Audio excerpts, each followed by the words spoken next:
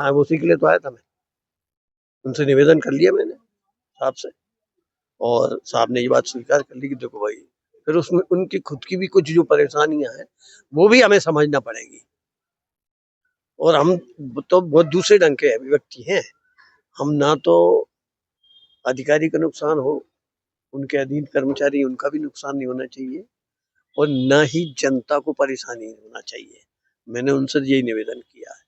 अब उनने जो भी बताया उसका मैंने सब उल्लेख कर दिया है।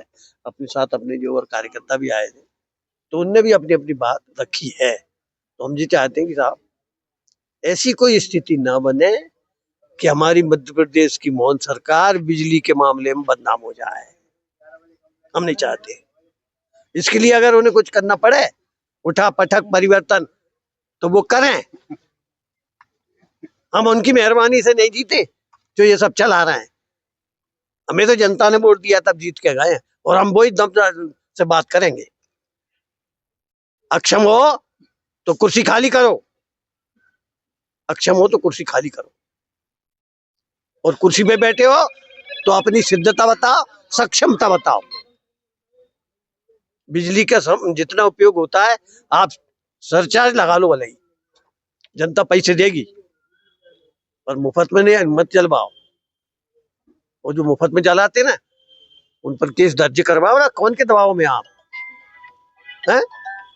करो आप, तो हमारा समर्थन है उसके लिए। ऐसा कहा को मुफ्त में बिजली जलाएंगे कोई लोग? कौन जला रहा है मुफ्त में? तुम तो चला रहे जी। बिजली तो कहा चल रही है। गर्मी के समय है और मेंटेनेंस के नाम पर कई घंटे बिजली काट ली जाती है। हाँ, वो बता दिया उन्हें, बता दी मेंटेनेंस की बात। सर आपके साथ उन्होंने क्या कहा है? मेंटेनेंस की बता दी कि घटिया सामान मत लगाओ साहब। घटिया सामान क्यों आ रहा है, कौन भिजवा रहा है, उसके क्रम में ही तो कहिए मैंने कि अगर तुम सक्षम नहीं है तो कुर्सी खाली कर दो। लेकिन माननीय डॉक्टर मोहन यादव की सरकार को बदनाम मत करो, हम ये चाहते हैं।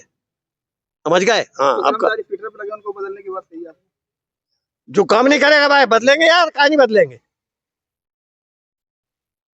ऊर्जा मंत्री के बारे में भी आपने कहा। ऊर्जा मंत्री जी तो के विषय में सिंधिया जी से पूछो। हाँ, अब पूछो ना।